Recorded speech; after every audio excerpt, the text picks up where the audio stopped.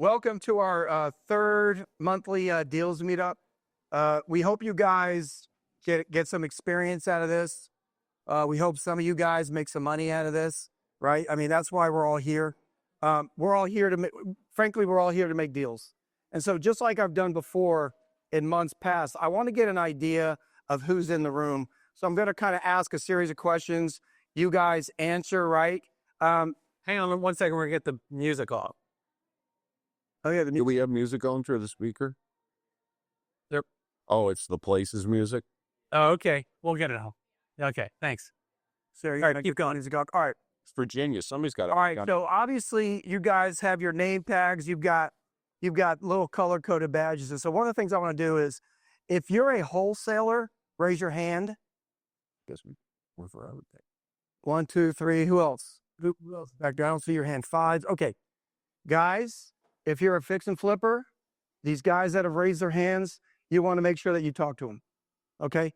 If you are a rehabber or a fix and flipper, raise your hand. Okay. We got a lot of those in the room. So we should have a lot of networking going on. If you are a money provider, which is green, raise your hand.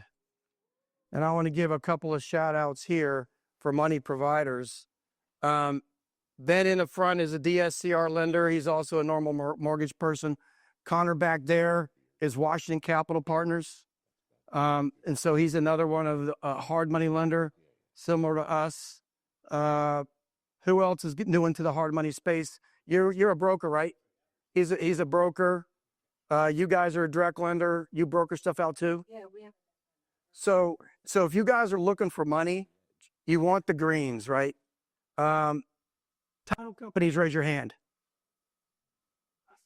You guys looking around? They got the monopoly of the room. Last month, we didn't have any title companies. We've got one here. Titan Title.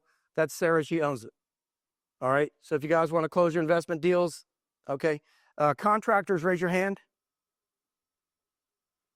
Right? Realtors, raise your hand. Guys, look around. Did I miss anything? Yeah, I have no stickers, Charlie. No, we have no stickers. I don't this way. Glad you.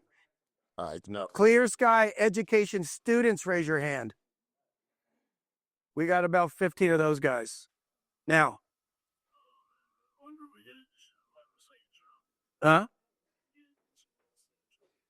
Real estate what? Attorneys. Oh yeah, I did that on purpose. That's always my last. That's always my last hurrah as the real estate attorneys, and I'm not going to miss out on that. Real estate attorneys / attorneys, raise your hand. Okay, raise your hand. Here. Anybody else? Ed. Oh. Ed. Okay. Ed's moniker is Retired. He's not retired. Ed's like, I'm an attorney, but I'm not your attorney. So we have real estate attorneys. So why do I mention this? I mention it, guys, is that we've got everybody in the room to do deals, right? There's not one thing missing from this room to do deals. As a matter of fact, we're probably overfunded in this room. We've got direct hard money lenders. We've got brokers. We've got normal mortgage guys. We've got all the money you need. We've got the title company back here. There's only one thing missing. What's missing? The deals, right? And that's why we're here. We're here to do the deals. And so I'm going to ask another series of questions before we get going. And Sam and Ed didn't put me up to this, but how many of you guys have been here all 3 times? Raise your hand. Oh, this is good. That's good. So, okay. How many have been here? This is your second time? Oh, that's even better. And then how many of you guys, this is your first time? Oh, okay. That's even better. Okay, good. You guys are welcome every month, obviously. We obviously want you guys to sign up. But if you don't sign up, you're more welcome. It's the second Wednesday of every month. If you go back and look at our first 2 events, we had weather issues. One time we had like 7 or 8 inches of snow on a Monday. We met up on a Wednesday. We still did it.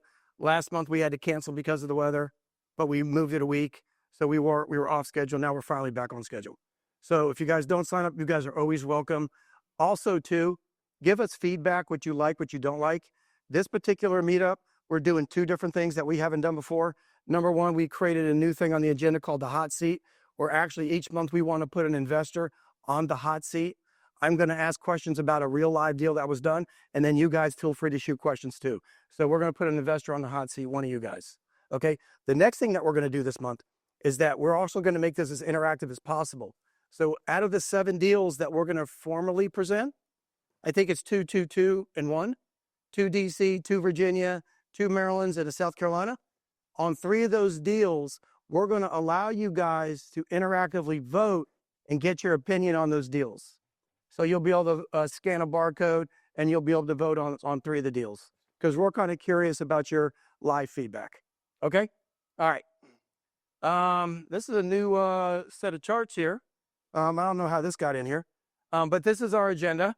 I actually had the topic, we had a topic presentation. Oh, you took that out. Okay, that's fine. We usually have a case study, but we took the case study out this month and we added in a deal spotlight. So we'll do a deal spotlight section, which is the hot seat, and we'll also do any other success stories. So if you guys have a success story from last month, I want to hear it. All right, welcome. Setter. Oh, setter. Any of you guys looking for, anybody that you know who's looking for a caller job? We need a setter call position for our Clear Sky Education. A setter is somebody that all these leads that we have so many Clear Sky Education leads. We need somebody to make some outbound calls to get them into the final sale call to become students. A setter will make what, 10% of each deal that they sell. So if you know anybody that's interested in making setter phone calls, please see us afterwards. Okay, we do need that. And the good thing about, just to be clear, it's not cold calling. These are people who have expressed an interest. And so it's us then calling them back. It's a lot better than the cold calling I wouldn't do. But all right, what is the Clear Sky Deals Meetup? Number 1, guys, it's a networking event. Okay, but it's a networking event centered around deals. And so the way this thing started was that, first of all, I did copy the concept. I copied the concept from a guy by the name of Andre Johnson. He did the Deals Meetup in Oxon Hill, Maryland. And I used to go that first Wednesday of each month in Oxon Hill, Maryland. It was actually a pretty good format. So what happened was COVID happened. Everything got shut out. All the in-person meetings got shut out. My only problem with the Andre Johnson's meetups was that everything was in Baltimore City. I'm not a fan of Baltimore City, and we're going to show you in deal number 7. We do have a Baltimore City deal. I'm just not a fan of Baltimore City. So what we wanted to do is we wanted to get, obviously, fix and flip deals. That's what everybody wants. Buy and hold deals. But also, too, we wanted to intertwine a syndication deal or 2 in here. We also wanted to intertwine a development deal in here as well. So we wanted to make this a deals meetup, not just a fix and flip meetup. Okay. So if you're just here for a fix and flip meetup, you will get some of that stuff, but it's not just a fix and flip meetup. We try to do anything that makes sense. All right. And so that's basically what it is. It's the second Wednesday of the month. You guys are more than welcome. All right. This is the way to input your deal. Nahom, I think you had a deal or 2 that you wanted to do. It's very simple, guys. We have a scanner here. You just put your phone there. You take a picture of it. It's going to bring you into a form, right? You just simply fill out the form. We'll get the fact that you want to present a deal. And then we're going to do a little bit of handshaking because all the deals that people have formally presented, we do a lot of work getting those slides ready to go so that you guys aren't just standing up here talking about some deal that nobody even knows what you're talking about. You'll at least be able to visually put your eyes on it. You'll be able to see some numbers. You'll be able to see some pictures. Okay. And then we're going to be able to vote on it. So that's how you showcase your deal. Now, the next thing I need to do, a couple of housekeeping events. We want to do some cleanup. Like I said, we have signs here that identify the little dots on your name tag. Oh, by the way, Sarah, we are missing buy and hold investors. We need to do that next time. I think, Candace, you are a buy and hold investor. If you're a buy and hold investor, raise your hand. Okay, these are guys who are buying and holding properties. We don't have that color, but we have everything else. So just make sure if you're a fix and flipper, you want to look for the pinks. If you're a contractor, you want to look for fix and flippers.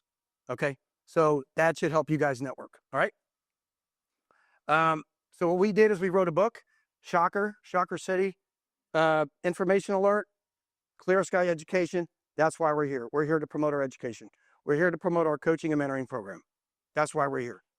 Now, what's going on ancillary is obviously our hard money business is growing, but that's not why we're here. We're not here to promote our hard money business, even though we're a hard money lender as well. This is why I have Connor here from Washington Capital Partners. This is why I've got other funding sources here, because we think it's very, very important for our students to have access to all the funding sources so they can get the cheapest rate, cheapest points, and the best leverage deal. That's why. So we're not shy about that. We wrote a book called The Roadmap to Wealth in Real Estate Investing. We created the Roadmap to Wealth. And this is exactly the path that we took. We teach people how to find distressed assets. That's how we started our careers, and that's what we did. We have fixed and flipped over 400 houses. We hold about 50 of those houses in a residential portfolio. That's the way we built it, ground up distressed assets. Then what we start doing is when we, believe it or not, we're dinosaurs. When we started in this business, there was no such thing as wholesaling, and there was no such thing as hard money lending. It was called the subprime market when we started. And so for us, when we found our pre-foreclosures, we didn't have anybody to wholesale it to because it didn't really exist. We would just fix and flip it. And we had bank lines. We didn't have a hard money lender, so we had to go to community banks. We had to use combination of HELOCs, community bank money to do our fixing and flipping. And then we ended up building up all these assets. So now what that did is that took us here. So now what we did is we built up a huge capital stack. Now we're fixing and flipping houses. We've got a lot of rentals going on, right? And then somebody actually backed us in to the hard money business. Hard money lending is basically asset-based lending. You have a deal, we'll build a loan to your deal. I don't care about your credit. I know you're going to be mad at me, Connor. I don't care about your credit. I've never had anybody fill out an application. If I like the deal, I just say yes, I lend on it, and I tell you how much I'm going to lend. It's that simple for us because we're not scared of the asset. If I got to foreclose, right, Ed? Yeah, it's terrible. No fun. Sometimes it's not so fun. But if we don't get paid back, we take the house back, we fix and flip it ourselves. We are not in business to do that. But that's kind of our collateral. So as long as I've underwritten the deal correctly and that you, the borrower, are going to make money, everything's rosy. Sun always shines. But for the case where your contractor does a terrible job, we got to come behind you and we got to take the property back. That's not so fun. All right, so that's what happened to us. So we grew a pretty good sized hard money business. We had the residential rentals, and now what's happened is now we're on to what's called the passive income phase of it. And that's kind of where Ed comes in. Ed got us into tax lien certificate investing, right? Myself, Sam, and Ed, we also own a lot of commercial properties as well. And so that's kind of what we've done to sort of build this thing called passive income. So guys, we have enough passive income.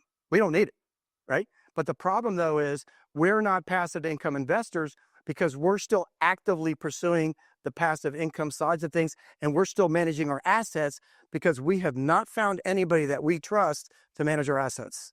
So we have a big problem, but that's all right. We'll deal with it later in life. All right. Clear Sky, who we are. I'll go over this really quick. Clear Sky Properties, Clear Sky Financial, Clear Sky Holdings. Holdings is where we do our DC, Maryland tax lien certificate investing. We buy a lot of tranche, especially in DC. We'll put down a lot of money every July.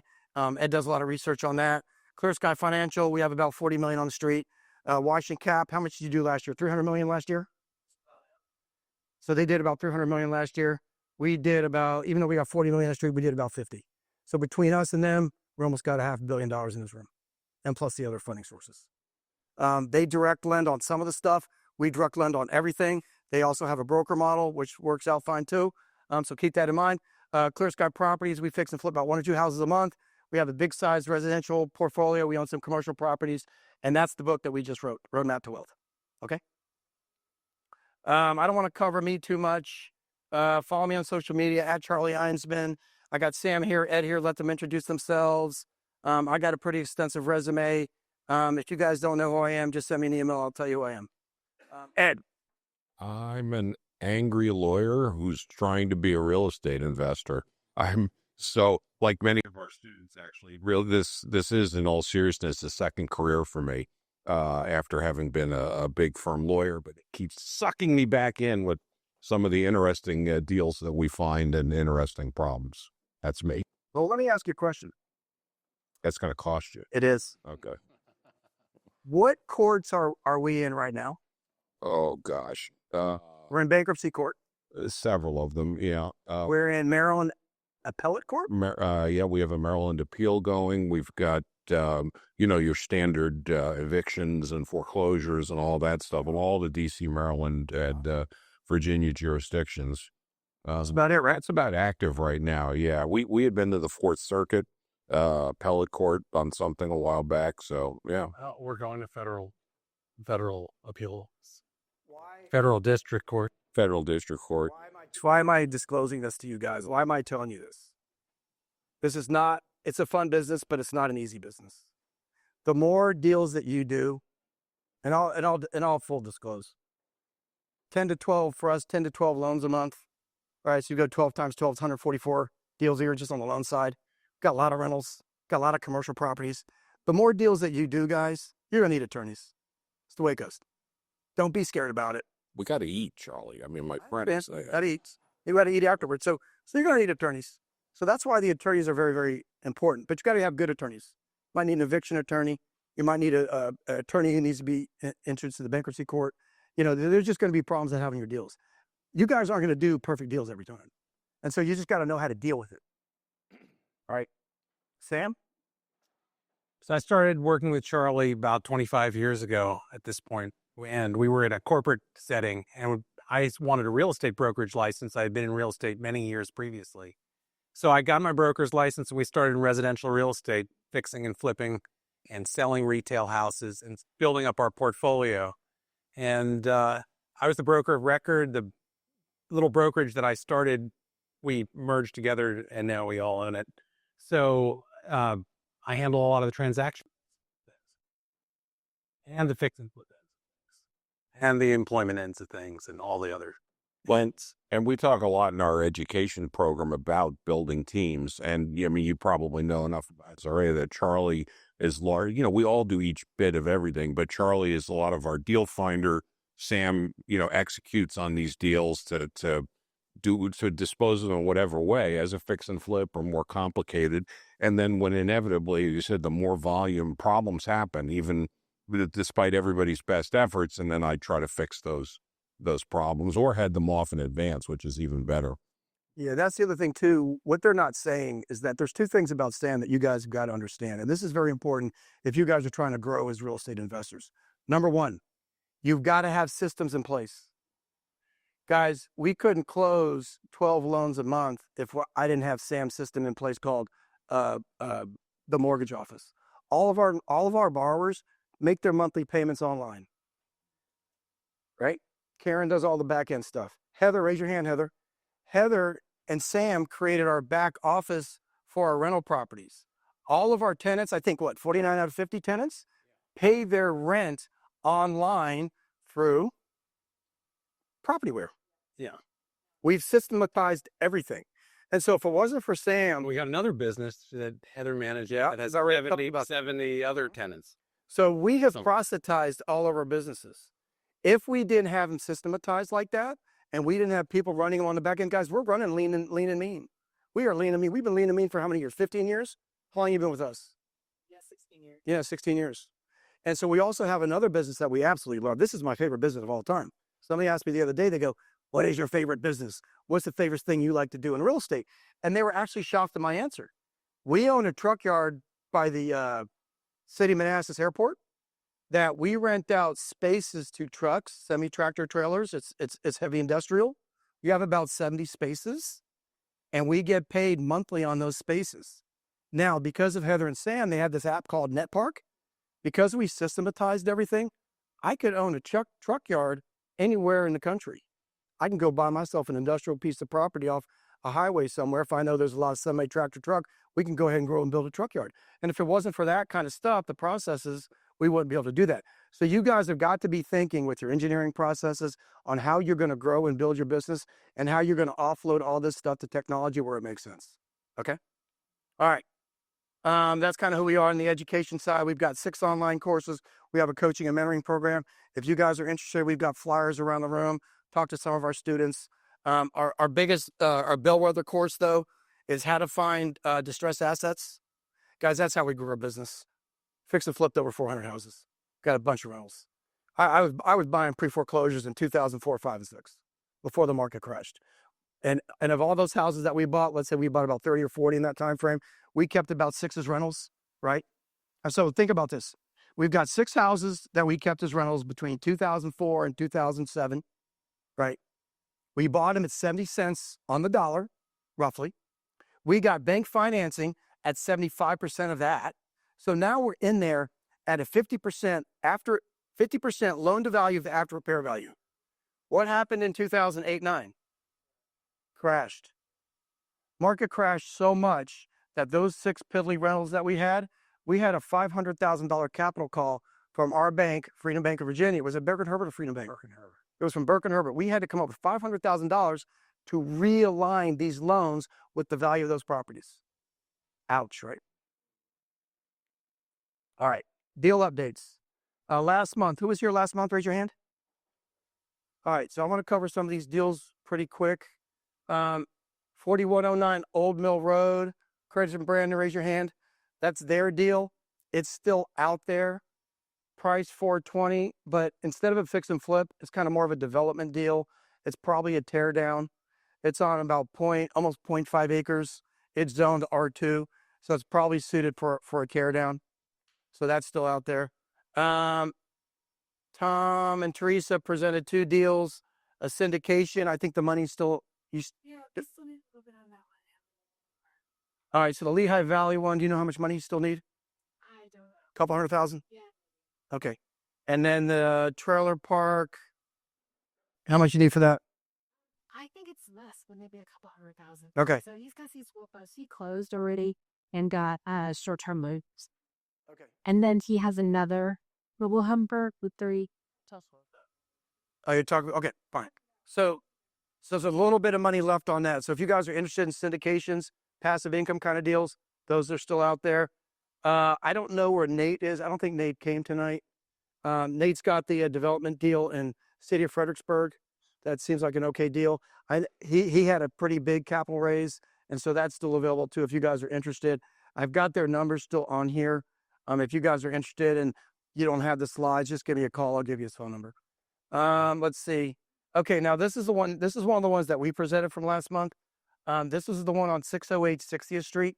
So we're going to do a little bit of a deeper dive into this one to see if any of you guys want to buy it.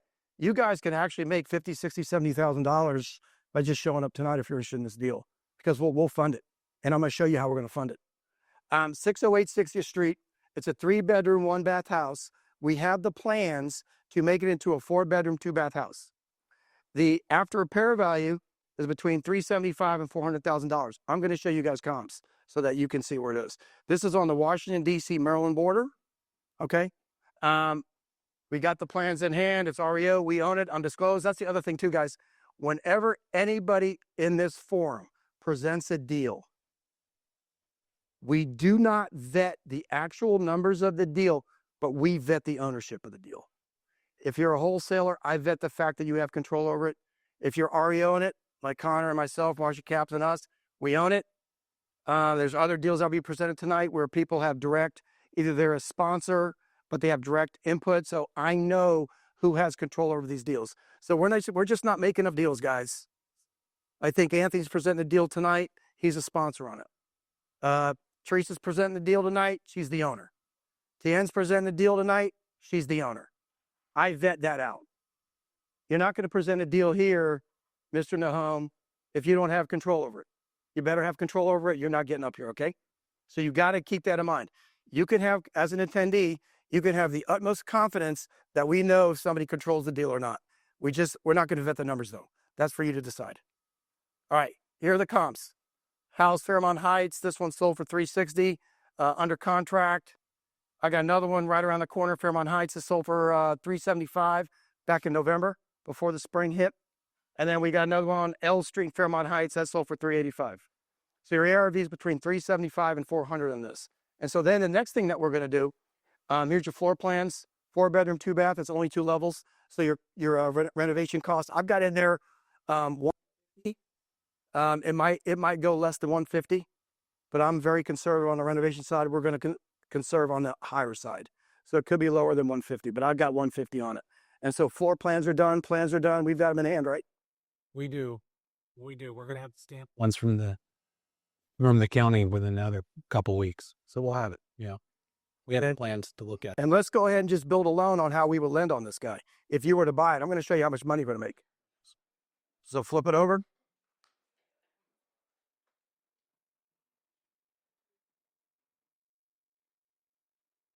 There we go. Okay. As Sam is putting in numbers, what we do, guys, when we build loans, is we lend on what's called the after repair value. So the first thing we're going to do is we're going to put in the purchase price. So put in 150 in there. Put in your renovation costs about, let's go 150. Now, one of the things as a hard money lender that we do not like to do, and Connor could probably vouch for this, is that if the renovation is about the same or more than the purchase, we're a little skittish about it. But if we know that you have experience, we'll go ahead and do it. ARV, just plug in 400, make it simple. We'll lend at 70%. Go to line 20 and put in 70% down there. So we'll lend 70% of the ARV. There you go. Loan to cost, put in 90. Loan to cost is the purchase plus the renovation, right? That's loan to cost. So in this case, 150, 150 is 300. We'll lend 90% loan to cost. Okay, so now I've got two numbers. Not yet. I've got a 280 number on the ARV, and then I got a 270 on the loan to cost. Now what I'll do is I'll say, okay, what makes more sense? Who's my borrower? I will probably go with the higher number. So Sam, on proposed loan, go ahead and pop in 280. There you go. Okay. Okay, on the construction, put in 150 right there. There we go. All right. This is how we build loans. Okay. Now, scroll down just a little bit and get this up. Stop. Perfect. Okay. Can you guys see this okay? So this is the way we're going to build a loan. I'm going to do a loan for $280,000. What is it? What is the deal spread number, guys? What does that show you guys? If you can get $400,000 for it, you're going to make how much? Not really. Close. You've got to subtract out your closing costs on the buy side, your holding costs, and then your selling costs. So you'll probably make, my guess is you'll probably make about between 60 and 70. Now, next thing you got to look at, what's your down payment? 20 grand, right? What's your closing costs? It says 15,000 for you guys who can't see over here. So basically, guys, you're coming out of your pocket with $35,000 to make, let's say, $70,000. So you're doubling your money because you're going to get the $70,000 back in profit, plus you're going to get your money back, your 35 back. Raise your hand if you guys would do this deal. If you think this is a good deal, raise your hand. Yeah, a lot of you, right? So just by showing up tonight, you guys might have made $50,000, $60,000 if you're in this deal. You still got to do the work. Still got to do the work. Indeed. All right, let's talk about that. That's actually a good question because we're not really here to give you guys a snowball, right? I want to know your thoughts on it. And let me talk to you guys about it. What are the risks? The risks are doing the job in time, right?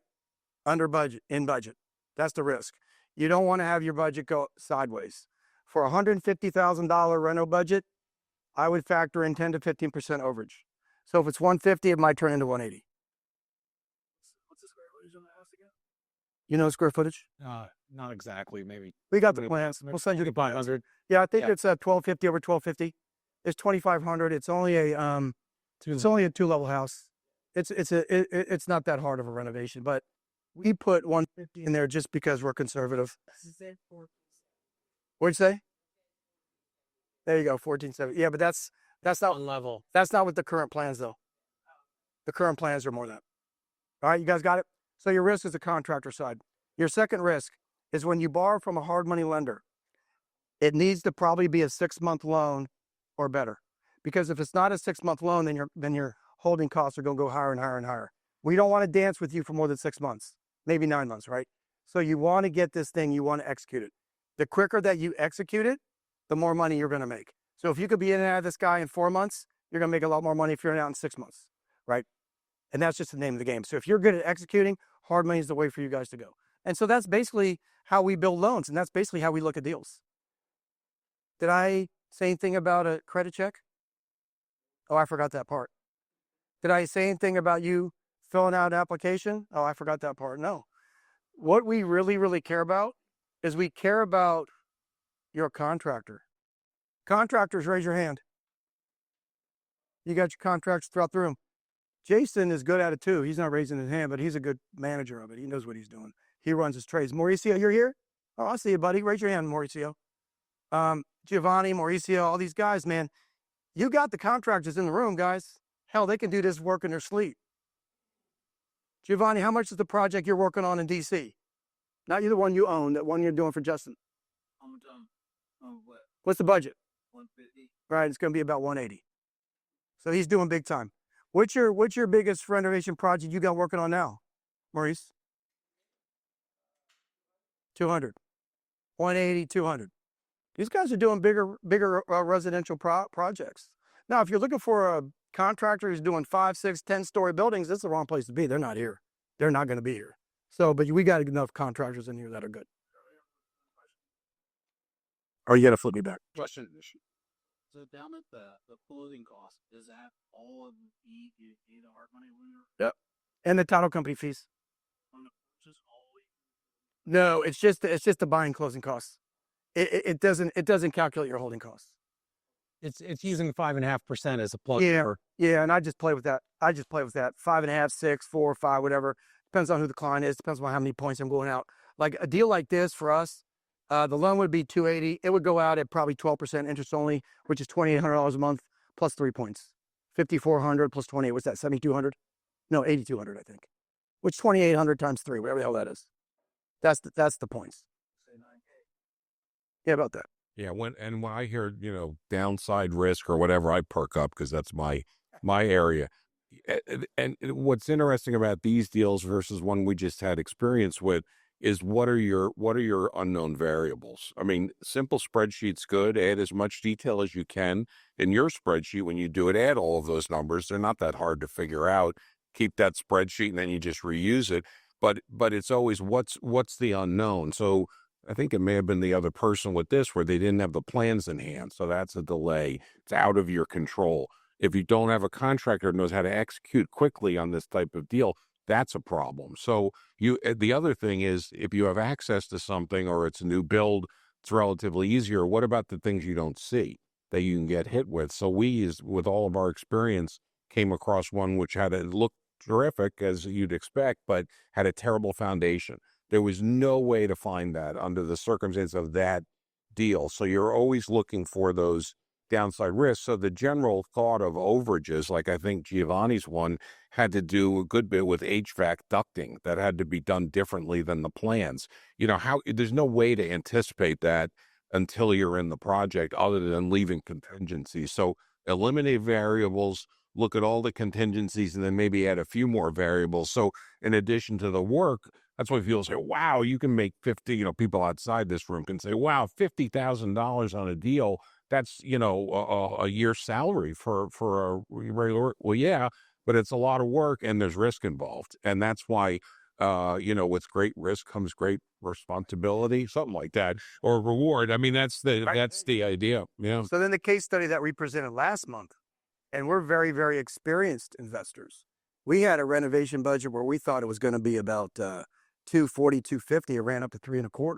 And we had to replace foundation. We had to do everything on this house. And that was our case study. Should I have wholesaled it? Should I have wholetailed it? Or should I have fixed and flipped it? Well, the answer was we probably should have wholetailed it. But oh, by the way, that house is now under contract at like 610 or something like that. We thought we were going to get like 640 for it. So, some things happen. And the bigger the renovations are, it's going to be a little bit more risky. Okay? Yeah, switch me back.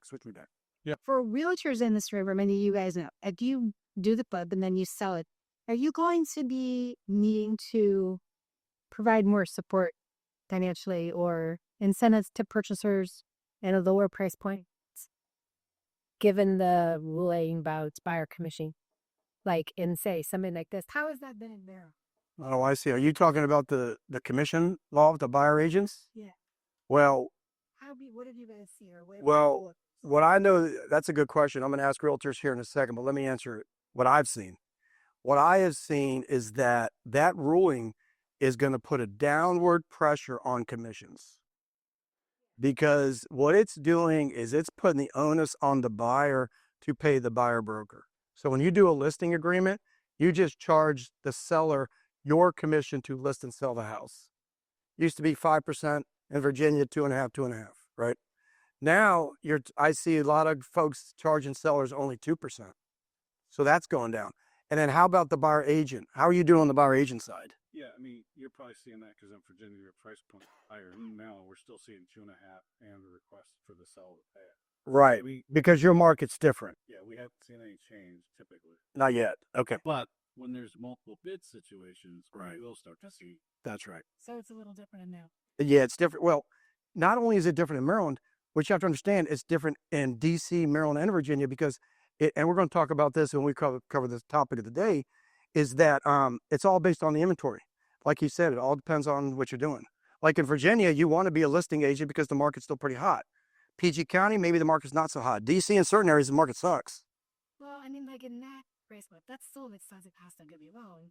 The blind test, but that's a lower price point for our overall area, and so the purchaser might not have the funds for that. That's the problem.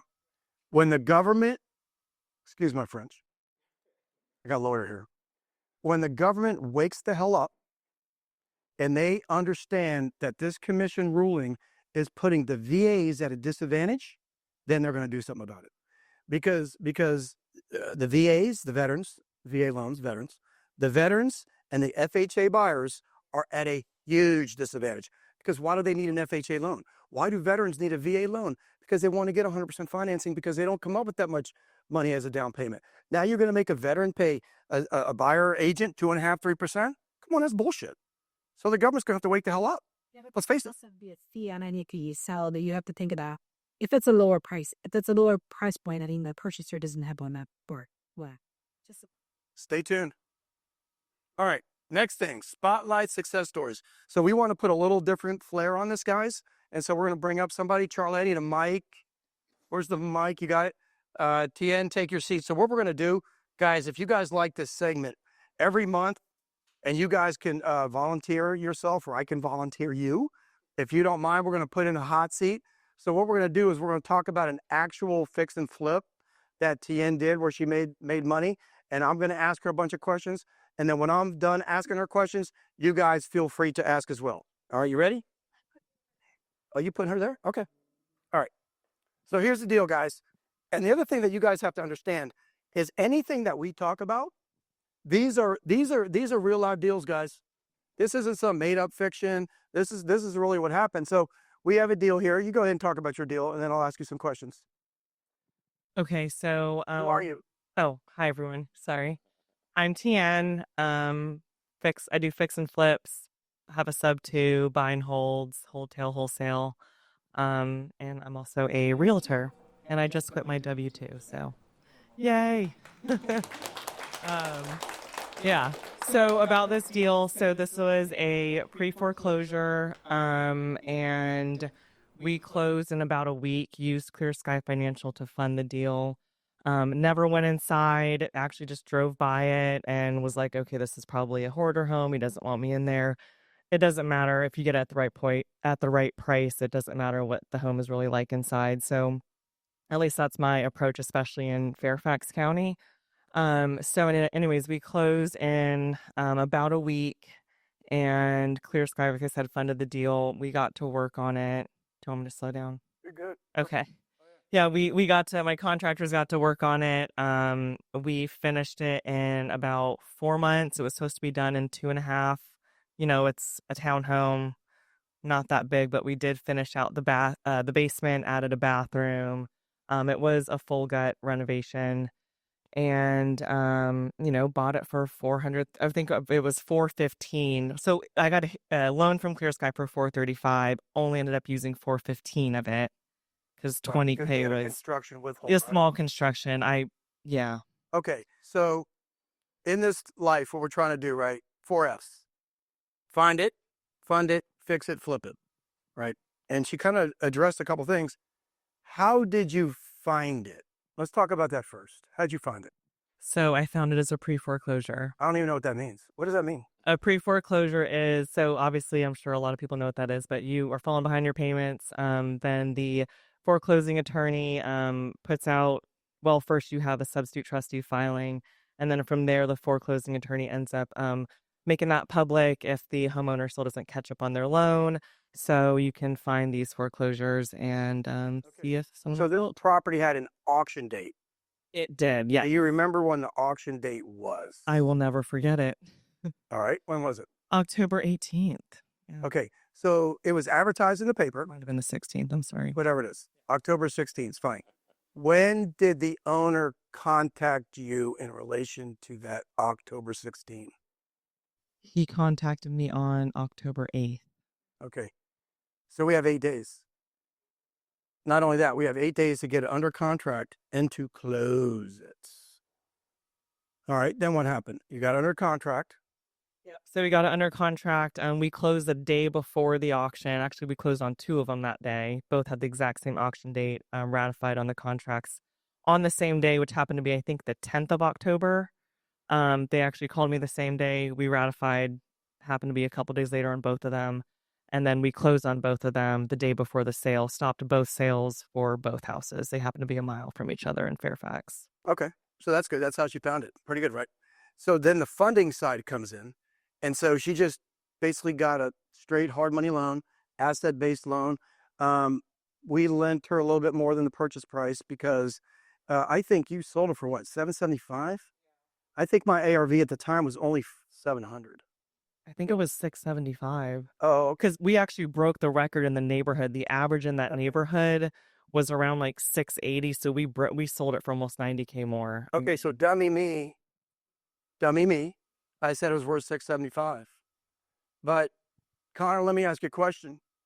If the house is worth 675, would you loan 435,000 against it? In a heartbeat. And that's basically what we did, because we're an asset-based lender. So then that's how she got the money. I mean, we closed in what, 3 or 4 days, I don't even remember. And so we funded it. And then what happened? Tell us about the fixing part of it. How did that go? What was your initial budget? Do you even do that? So my initial budget was, and I was on budget from the initial budget. I mean, it might have been like a couple $1,000s more because I ended up doing like some landscaping, which I thought I was going to do myself. You know, I'm all about sweat equity, but I was like not in the snow and, so that didn't happen. Yeah, it was winter. So, but no, my reno budget was, about $100,000 because I knew even though it's a townhouse, I knew it was a full gut renovation. And I'm like, they probably could have done it for like 80, but everyone's got to eat. So Windows, roof, AC, what did you do? we replaced, we kept the HVAC. So the HVAC was actually in pretty good condition. We replaced all the windows, replaced the roof, brand new flooring, added the bathroom, finished the basement, doors. The fencing, I think must have been brand new when we bought it because the fencing was really nice. And we actually had, a washer and dryer unit that looked pretty much brand new when we bought it too. So we just kept those. And how many of these fix and flips have you done? I mean, probably like 15. Okay. So she's done about 15. The number doesn't matter. What matters though is that she's an experienced investor. And so what did she tell you her renovation budget was? 100,000. She ended up at about 110,000. This is an experienced investor. So our rule of thumb is anything $100,000 or less, we like to see a 10% contingency. Anything 120 and higher, we usually want to see a 20% contingency. She's done 15 of these. She knows what she's doing. She's using the same contractors on a lot of her stuff. She still was 10% off, but that's okay. Doesn't matter. All right. So now we did that. Let's talk about the flipping process. What did you do? Well, so I mean, once the renovation was all done, I'm a realtor as well because I want to save on the commission side. So, we listed it, held one open house, and got an offer. Stopped the next open house, and we closed in 4 days. Sorry, we were under contract in 4 days. We had a 10-day settlement. Did you or did you not stage it? I ended up not staging it. I put some flowers in, but that doesn't crack. Okay. Did you virtually stage it? I had 2 pictures virtually staged. All right. I was gonna stage it, but everything I've sold, I've made really, pretty good money on, and I've not staged any of them. And the staging prices were a little high. I mean, yeah, that was I wasn't a fan of that thing over there, but it's all that. There's your pictures. Yeah. So that's basically what the hot seat looks like. Thank you. Good job. Yeah, actually really, really good. So what I want to do is open it up to you guys And you guys go ahead and feel free. No, keep it to her. Go ahead and ask her. If you guys have any questions, go ahead and ask. I know you guys have a lot of questions, so ask her. Oh, sorry. Yep. I'll go. Yeah, I was good just to ask where did the rest of the renovation budget come from if it didn't come from during the load. That rest of that 100. Oh, so that was a great question. Yeah, I was out of pocket. Yeah. Yeah. It's great. We would have funded the reno, but she wants to save on interest. Yeah, I actually funded part of it with my own money, and then I had a couple other things going on, so I took a HELOC out on another property and then funded it the remaining half with the HELOC. That's a good question, Connor. So you want this sight unseen, which with your experience makes sense. For those that are new, what made you comfortable doing this sight unseen though? I hadn't. So that's also a really great question. What made me comfortable was the location and then the buy price. I knew that no matter what happened, I was going to be okay. But you looked in the windows, right or no? I couldn't see. I tried. I like was hopping over the backyard, but like there's neighbors back there watching me, like trying to, yeah. Don't try this at home. But this is for experienced investors. We can do this. Well, and basically, I think part of the answer to that is you just going with the worst case scenario. And again, in our scenario, we went with the worst case, and then we had a bum foundation worse than you'd expect. I keep going back to that one because it happens. Here, I guess to some extent, you were happy on the upside that the HVAC was reusable, right? Because you would assume that wouldn't be. You just don't. You have no idea. Although maybe based on the age of the house, I don't know. Whatever you might guess, but as being the lawyer, plan for the worst and hope for the best. So you were. That sounds like the good things you had surprises was the HVAC and the out price. Were there any other? It sounds like a little delay you didn't anticipate. Maybe any other bad surprises? I guess. No, that was really it. I was gonna say the other thing about the reno too, now that you mention it, was, we did everything through the county, permitted, had plans drawn, the whole thing. But I think the other maybe bad surprise was the nosy neighbor who kept trying to come inside and see what we were doing. But yeah, I mean, and it really didn't take long going through the county and doing all that. My contractors were just a little bit slow, like it. And part of it too, which I think we don't really think about all the time, is the weather. Like when it's really snowing and they were trying to get like exterior stuff done, like we painted the whole exterior. Like we had to wait, then we had to wait till it dried, and then it was like then it rained, so that kind of added some extra time. I forgot. What was your pathway to occupancy? Was the house vacant or was it? Oh yes, it was vacant. Yeah. Okay. Well, that's good. Any other? Huh? That's all right. You didn't. That's okay. We don't have any, but Bad. trust me, it was a hoarder home. It was loaded. Well, but in all seriousness, I mean, even because you couldn't see inside, what do we typically most often find is just a hoarder situation is highly likely, I would say, greater than 50% maybe, and just everything beaten on. So every like I said, the HVAC, others that not maintained. So if you have a good contractor who can tell you, okay, assume you have to gut this, for the most part, you're going to have a good sense of the budget. And then, like I said, I'd be much happier to be happily surprised than to think, well, the HVAC system might be fine, and it's not. How many dumpsters on the trash out? I wasn't there. I'm guessing it was like, I think it was 2.5 is what they told her, which isn't bad. And it's funny because I think some of the sellers, because they're in distress and it's a very unfortunate situation. I mean, he still walked away with 6 figures too. $100,000.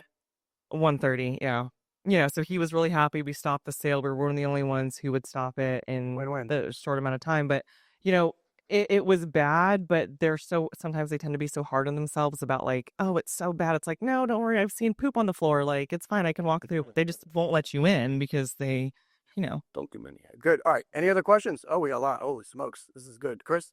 Yeah, why did the seller decide that they were going to sell it to somebody else? That is a really good question. I don't, he picked me. I didn't even meet him. I never met him. He just called me, so. But he must have answered something, like he answered an advertisement or something.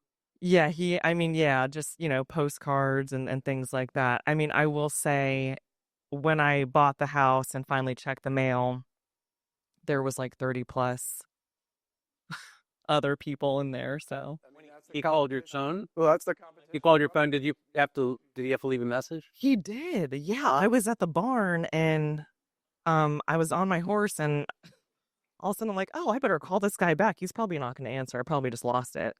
But yeah, he answered and it was the same like an hour before that. The other person we bought the house from, she Well, and called me at the same time actually. let me put in a shameless plug on that. That's something we talk about a lot in the class, is how to distinguish yourself, both to find things other people don't find. A big thing I harp on, maybe you're surprised from a lawyer, is connecting with people honestly. And that is, at the end of the day, there are a lot of shysters out there that are looking to rip people off.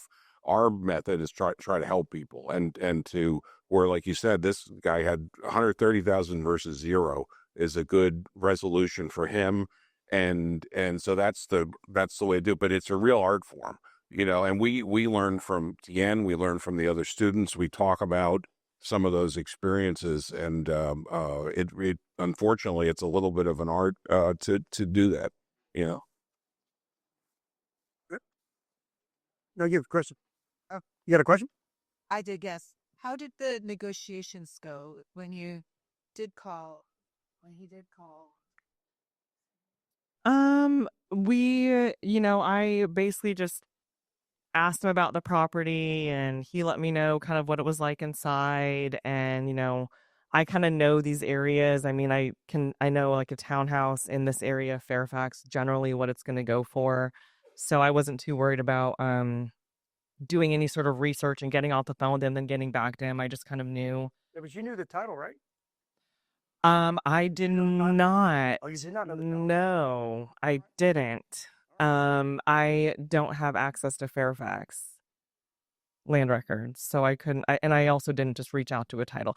I normally do the title searches myself, but I don't have access to the Fairfax one. So, Well, Sarah's here. She'll do it. Raise your hand, Sarah. All right.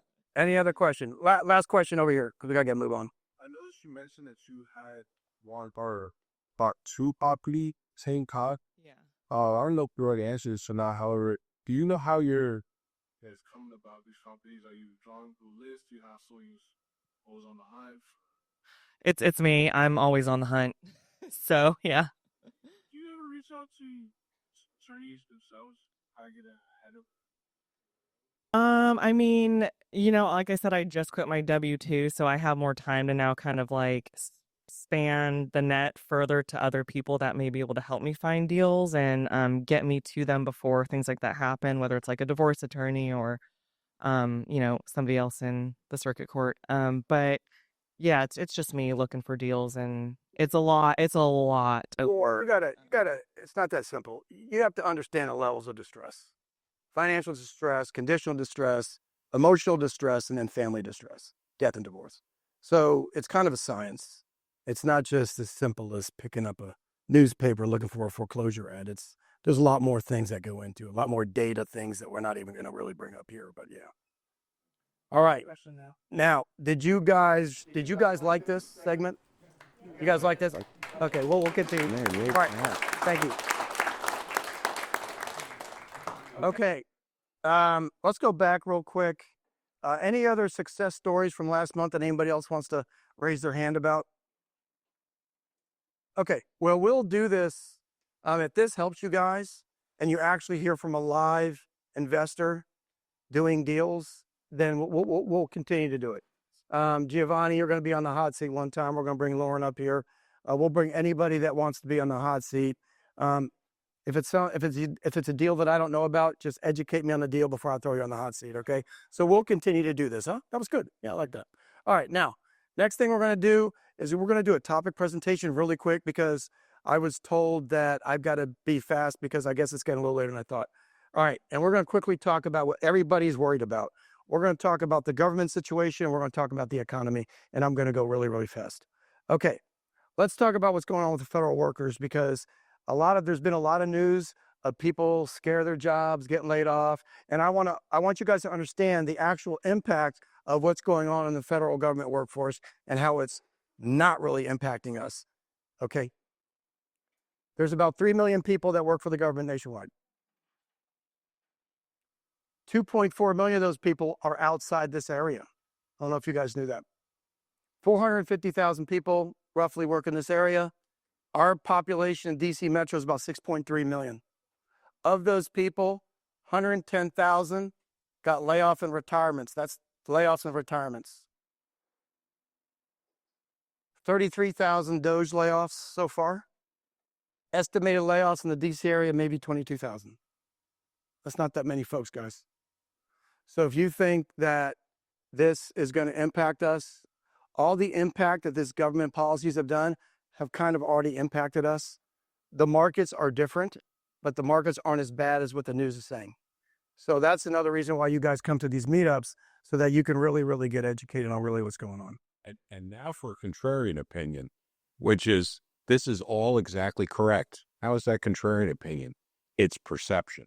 And so the question is, and again, whatever's happening, there are ways to work the market, right? So, but there are going to be people who are unbelievably distressed by this situation, rightly because they've lost their job, wrongly perhaps because they're overly anxious person like me. I mean, that's what lawyers are trained to be. And so it'll affect the market, I think, in that way. Some people will move faster to buy places. They'll move faster to sell their place. They'll be more likely to do a distressed, pre-foreclosure sale or even pre-foreclosure sale. So I always say sometimes perception is reality, and that's reality is reality. And I think the question will be what the perception is. But within that, there's going to be opportunities regardless. For sure. A lot of opportunities. You guys should actually be excited. What's going on here? We feel in DC, there's a continued cooling of the DC market. However, we think, and we're sort of got a month or two, Al's here, he could tell you all about it. There are certain subdivisions within DC that we're seeing a lot of activity, but we're seeing activity at a much lower price point. So for example, Petworth, Columbia Heights, those row homes might have been selling between 900,000 and 1.2 million. They dropped like 20-25%. Now I'm seeing activity between the $800,000 and $900,000 space. So we are seeing the DC market pick up.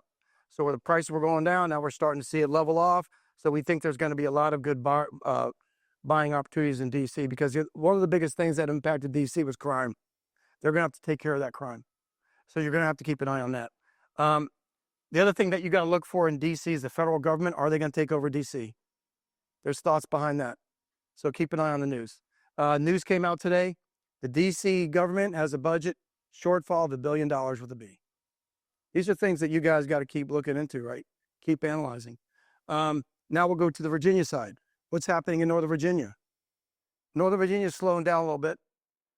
Prince William, Fairfax, Montgomery County, it's a very strong market. However, the difference is, if you dial things back a year ago, a lot of these houses were getting multiple offers. That's not the case all over the place anymore. Some places in Northern Virginia are getting multiple offers, but not like it used to be. I think your house was good timing. You sold that at a good time, right? I think if you put that house on the market now, you might not get a $70,000, $80,000 jump. It's all about timing. So keep an eye on that. PG County is moving. The difference behind PG County is that you have to be priced right and you have to be in really, really good condition, because there's a lot of foreclosure activity going on in PG County. Okay. So I don't know where you guys invest in, but I try to cover as many areas as possible. Another area that I'm going to focus on now is the exurbs. Y'all know what an exurb is?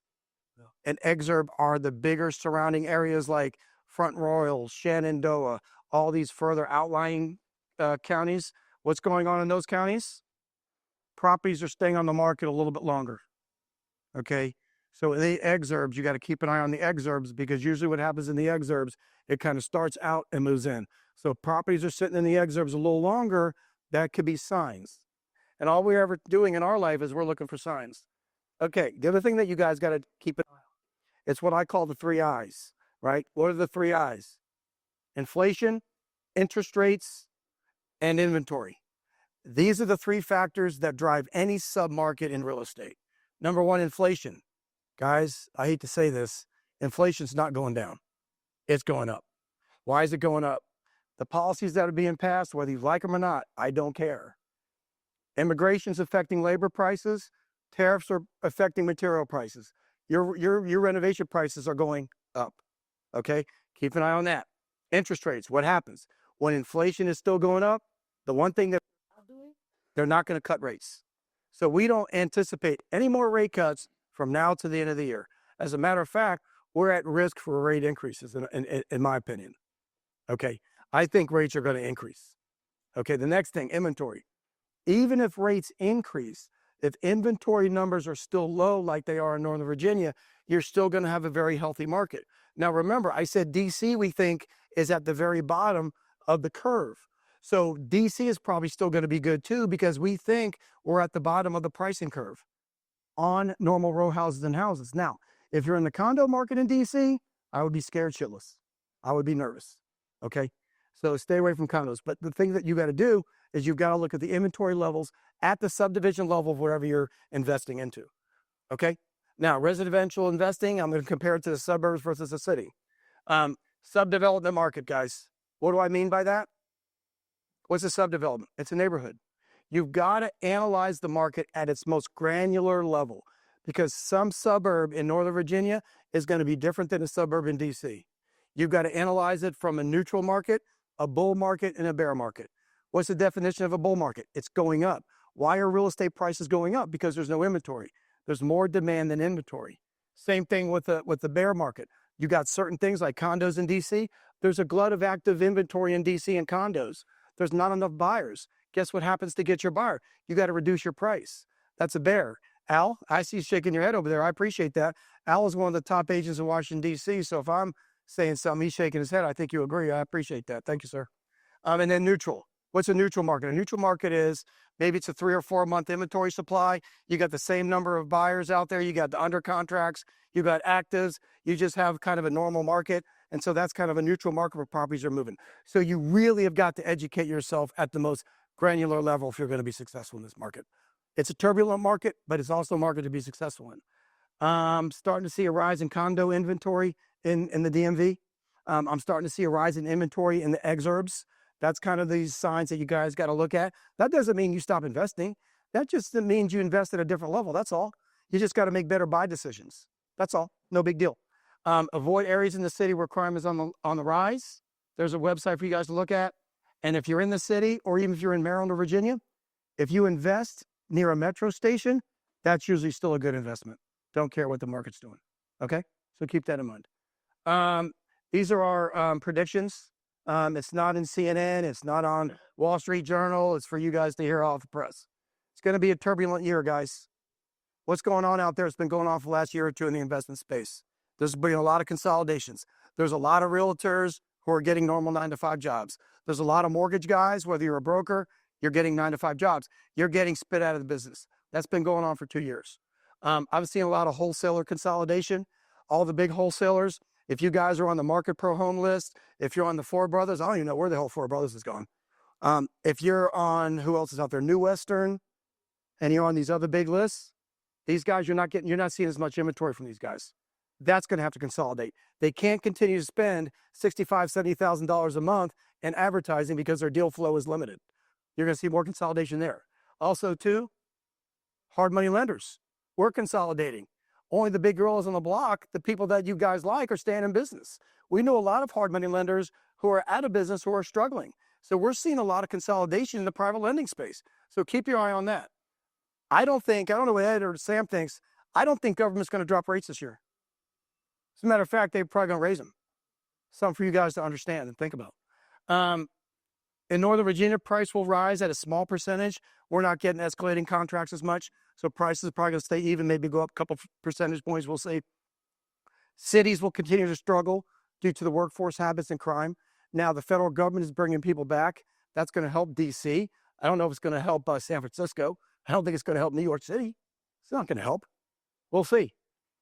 Looming community bank crisis. Keep your ears to the railroad, guys. You're investors. Community banks are holding on to Class B, Class C office space debt. They're holding on to bad debt. If they don't reinforce their deposits and raise capital, FDIC is coming in, guys. Why do you think Sandy Spring is merging with Atlantic Union? It's not even a merger. I don't even call that a merger. Atlantic Union is buying Sandy Spring because they have a lot of bad debt. You guys got to keep your eye on these kind of things. Why, as investors? Because you should be talking to every single community bank asset manager right now, asking them if they have assets that they want to dispose of, whether it's performing notes, non-performing notes, REO properties. This is good opportunities. Are we going to have a normal spring? I don't know. From the news, it says we're not. Maybe, maybe not. Is spring even the hot market anymore? I don't know. We missed out an entire fall season because of the presidential election, because of consumer apprehension. So we'll see. The more turbulent year, the more turbulent the market is, guys, the more opportunities is for us. You just got to be able to capitalize on it. You got to understand where to go. Your investment strategies for us, fix and flippers, buy properties that are entry-level properties. You guys know what I mean by that? Entry-level property, if you're in Montgomery County, I would say it's 500 to 600,000. Same thing with Fairfax County. If you're in Prince William County, entry-level 400 to 450. If you're in DC, it's a little higher. PG County, entry-level is probably between 350 and 400. So make sure you're buying entry-level stuff. That stuff will sell. It will move. Buy and hold investors, y'all got to be patient on cash flow. We like 100-time rents models. Even if you're a commercial investor, you got to buy into cash flow. I wouldn't buy into anything else. Again, keep a watchful eye on the FDIC takeovers. Commercial investors. I get one phone. I'm not kidding. I get one phone call a day of people wanting us to buy an office building. It drives me batshit crazy. Stay away from office building, guys. Stay away from repurposing office buildings. It doesn't make sense. Commercial investors. What I really like about the commercial space, guys, that are interested, I like heavy industrial. I like self-storage. We like trailer parks. Just a lot rent model only. So we like these kinds of things. Okay. And that's about it. Now, this is what y'all got any questions on that? I kind of ran through it quick because Sarah's giving me, she doesn't want me to talk anymore. He cut his mic. One comment you said, invest in the entry level. How I understand that. It's like, tell me why you think that's the best place to die. Okay. The reason why we feel that's the best place to invest is because we like to stay away from what's called the non-contingent market from a wholesale, from a home sale standpoint. So anything in the entry-level space, it opens you up to a big pool of VA buyers, FHA buyers. If you're out in the exurbs, USDA buyers, these are first-time home buyers. There is still a big pent-up demand for first-time home buyers because most of the people between 20 years old and 30 years old, they're living at mom and pop apartments. They got to buy, they want to buy, and they've been living there for a long time. So there's still a pent-up demand for the first-time home buyers who are renting or who are living at mom and pop apartments. And we all got them. I know I used to have. You got two? Yeah. And you got one?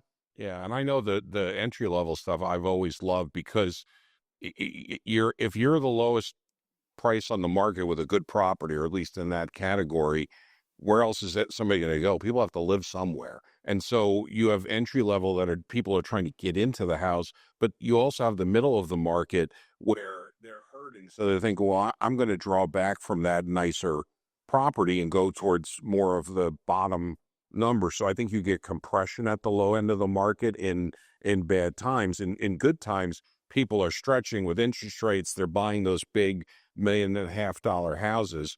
The top of the market probably is always fine, but it's that mid to high market, I think, where you have trouble in this kind of environment.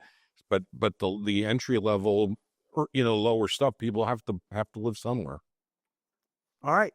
On to the next. Sarah, where's the microphone? You got it ready? Tian, you're first up. Guys, we got about 45 minutes.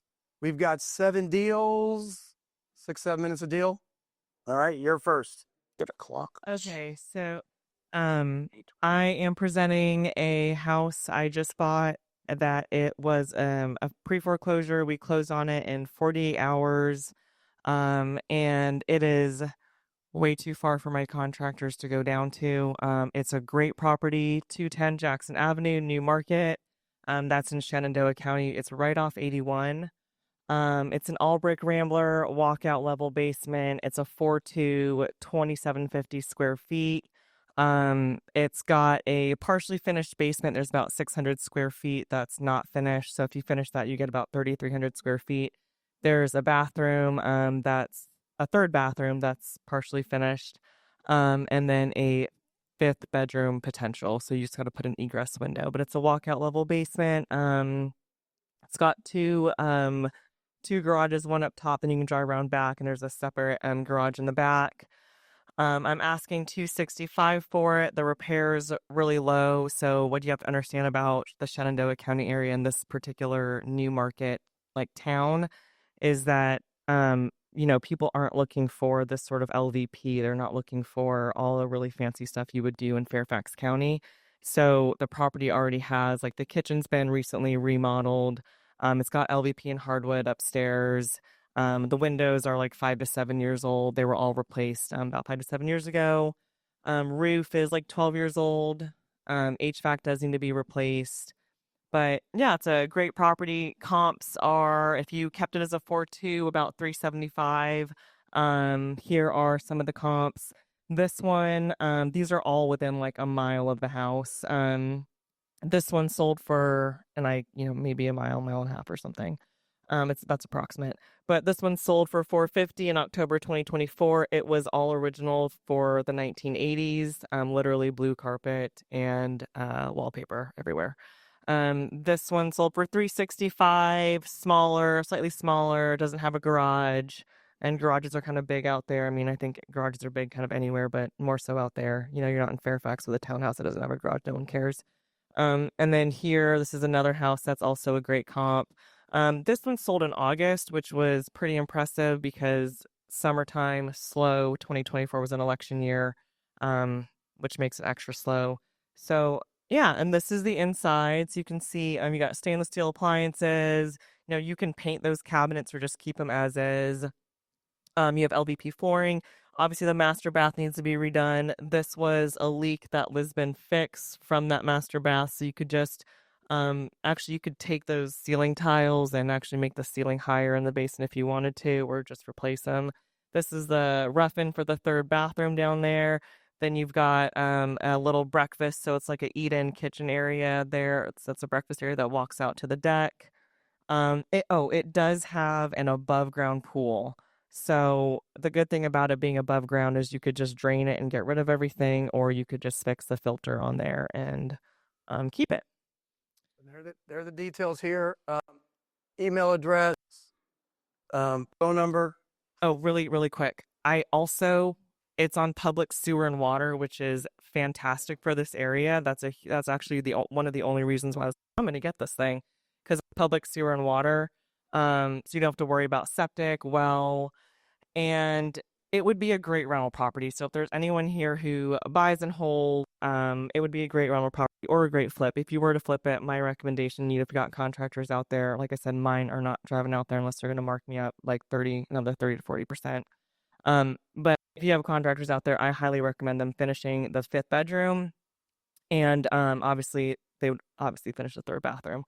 But that's because there's hardly any houses in that area that have that many bedrooms and bathrooms. And the ones that do have that many, they're a different style of home, but they sold for like $650 to $699. So that would definitely bump your ARV up quite a bit. Okay, thank you. You're welcome. Thank you. All right. Now it's your turn. You guys are gonna. We put her on the hot seat, but now you guys are gonna be able to take out your Google devices and let's vote on this deal. Let's just cover really quick. It's a 265 buy, ARVs between 375, maybe 450. It's got a $50,000 reno, and so you guys are going to vote on whether or not what you think about the deal. There's your code. Let's get some voting going. Put your camera at it and pull up the link. You'll be able to vote 1 to 5 stars. 1 to 5. So 1 being not so good deal, 5 being you think it's a good deal. All right? Pressure's on. Oh my God. Pressure's on. You're the first one. We're testing this. See how you guys like this. We're going to see the votes at the end. You're going to see the votes in a moment. You're going to see the votes right in a moment. Right now.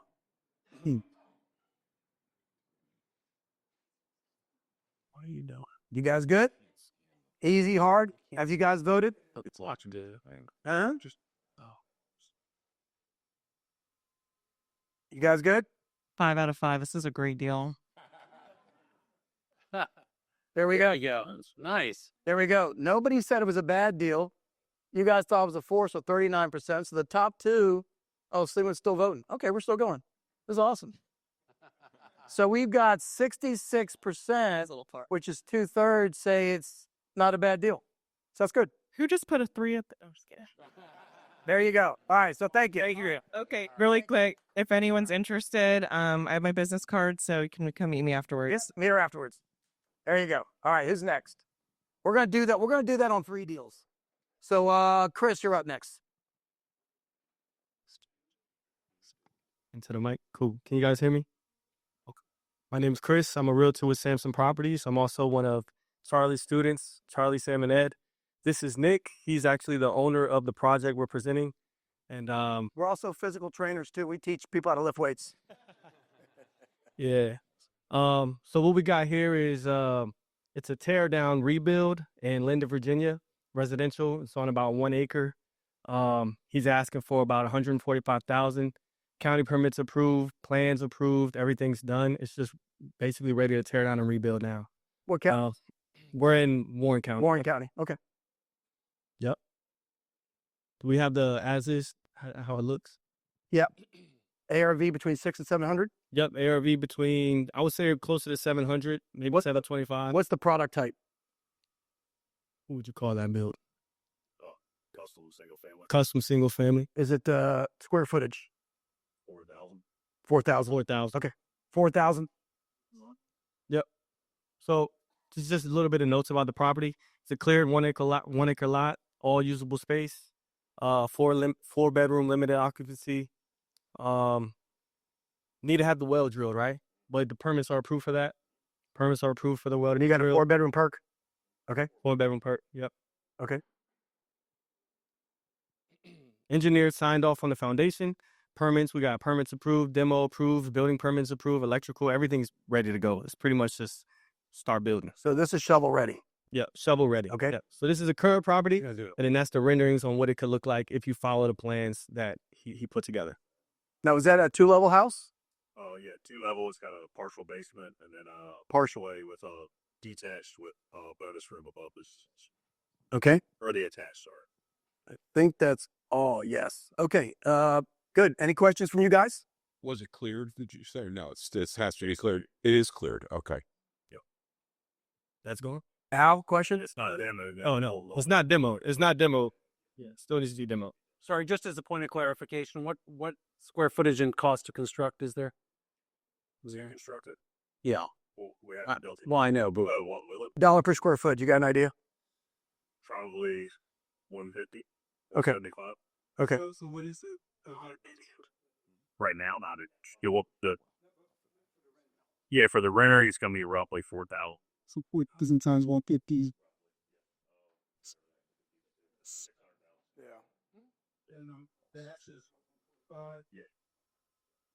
Yeah. So we're probably going to have to reduce that dollar per square foot. If you can, there. Well, the septic is going to be what, 20,000, 25,000 alternative? Oh yeah, I mean it's all conventional ready, but it's pretty simple. We know people in house, so that's Yeah. cool. Okay. You're probably going to have to be up or about 700. You're going to need to probably be a now price of 700. Yeah, and that's and that 150's on the high end depending on what you put into it. Yep, that's right. So out that way, labor is going to be cheaper as well. Warren County. And do you have contractors that can help do this, or oh, you do? We Or are. you got a good contractor network out there? Yeah, me. Perfect. You. That's even better. So with him, he said he'll do it at 100 a square foot. We'll sell it as is, or if somebody wants to get into it and build it per money. I got a bank loan right now. It's approved, ready to go. There you go. But I don't want to deal with a bank. Understood. Who does? I'd rather deal with a hard money lender. You got it. All right. Well, thank you very much. Good job. Oh shit. All right.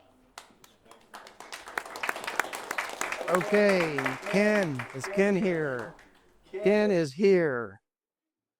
Careful. Yeah, let's. No, we're only going to vote on 3 of the deals. We don't want, we're trying to be friendly. We'll vote on all the deals next time. Like some of the development deals and some of the syndication deals, you know, they're probably a little bit more dicey for people to evaluate than a simple fix and flip. So we want to keep these deals out. Okay, go ahead, sir. Okay, hi, I'm Ken Rabet from Courtesy Bay Capital, and my partners and I are doing an RV and boat storage development in outside of Columbia, South Carolina, in the town of Lexington. And in Lexington, there's a huge recreational lake called Lake Murray, and our property is 16 acres just on the south side of Lake Murray. And we are developing 16 acres, but about 9 of it is buildable, 9 acres. And we're going to wind up with about 181,000 rentable square feet. Now, RV and boat storage is kind of interesting because it is it's a different demographic than your traditional storage. You wind up with a much higher socioeconomic customer than in traditional storage. And in this particular case, when we do the build out, it is going to have 3 different types of product. It's going to have enclosed storage, it's going to have canopied storage, and it will have open air storage. And so there will be a diversity of product available. It's going to be the only Class A product in the area in RV and boat storage, and there is a shortage of RV and boat storage in the vicinity of Lake Murray. So what we are doing is We got a lot of slides for you. I don't know which one. Gosh. Okay. Yeah. Actually, why don't we go with the this one. Okay. because it gives just Yes. an idea of what the project and the property is all about. So this is our property right here. That's our site plan. The most exciting thing that happened was last month we put up the coming soon sign. So and then there's another view of the site from an angle up there. So but here you'll see these are our enclosed down here. This is canopied. This is open air. And what we, one of the advantages is we do have the opportunity, if one of these other products are more popular than the open air and more profitable, then we have the opportunity to do something further with that. The one thing that you may or may not know about storage is the biggest players, the ones that you know, the public space, the extra space, public storage, CubeSmart, they're all real estate investment trusts, are called REITs. And we are building with an eye towards an exit strategy, not the exit strategy, but when we do get to an end buyer, that we will that it will be the kind of property, the quality of property, the size of property that will be attractive to a REIT. And in commercial real estate, there's this metric called cap rate. It basically determines value. And the REITs, because they have different profitability, income, cash flow requirements than we all have in our investing, they are willing to pay at a much lower cap rate, which results in a much higher price. So, all right, so let's talk about that for a second. Sure. How much is the construction plus the purchase? Construction plus all in our capital stack is a little over $10 million right All right, now. $10 million. Projecting, yep. How much money are you trying to raise? We are raising, well, we've already raised. So we're raising in tranches as this project has progressed. Okay. We did our first raise to buy the land, all cash, $1.55 million. All right. The second tranche was so that we could order the building materials because there's a lag.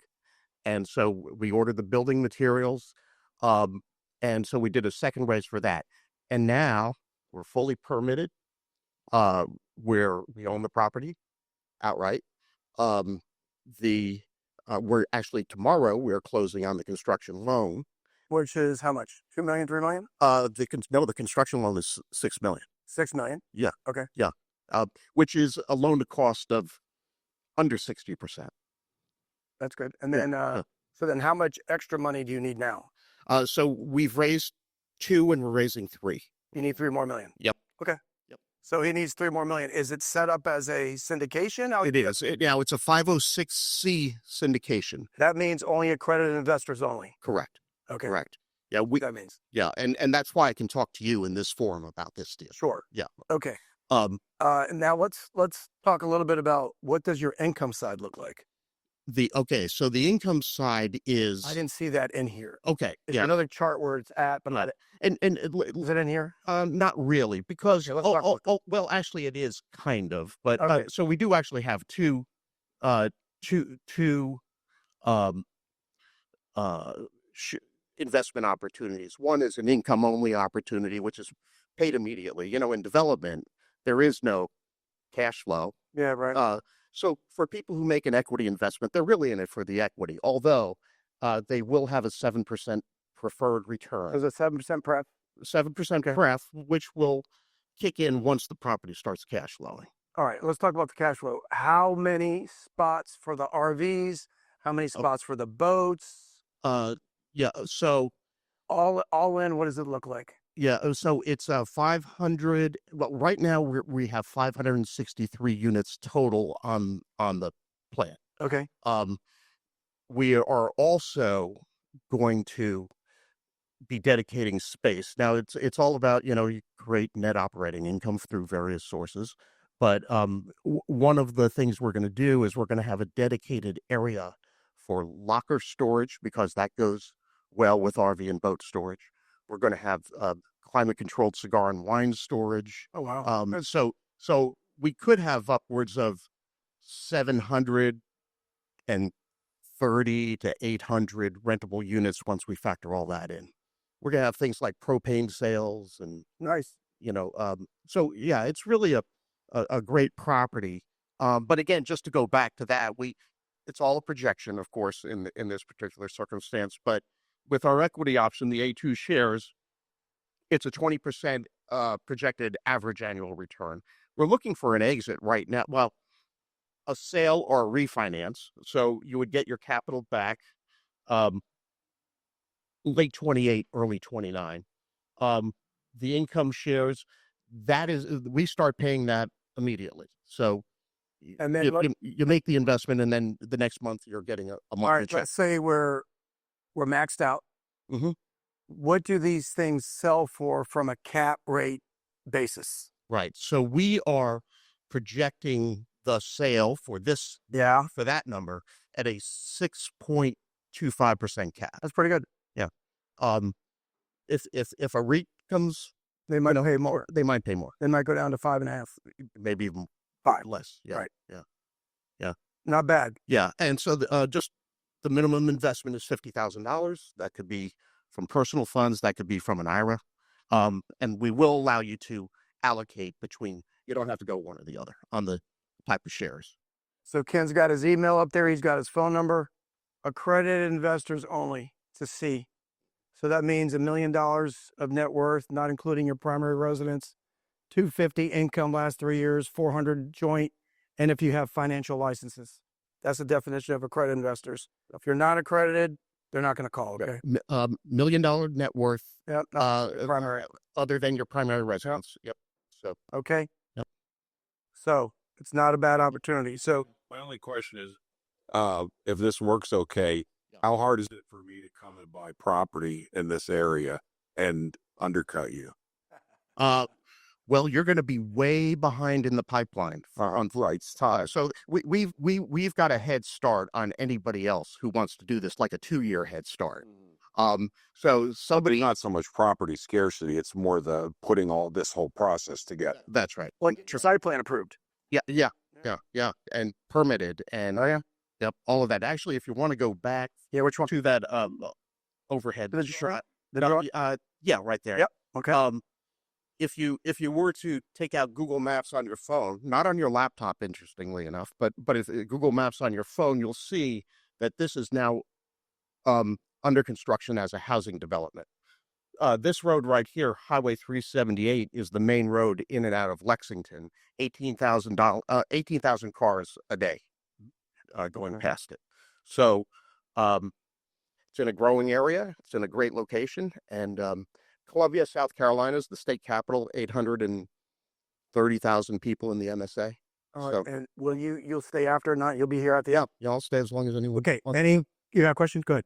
Yeah, how many people per year visit? You said it was in Murray. Yeah, that's a good question. I actually don't know the answer to that, to be quite honest. But if maybe that other slide with the picture on it.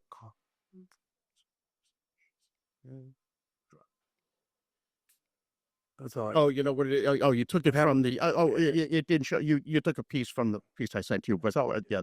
But there's a photo there that shows like Murray. You can just see how huge it is. I mean, it's really large. All right. Well, thank you very much. Thank you. Thank you. Appreciate it. All right, Anthony, you're up. Thanks. Thank you, sir.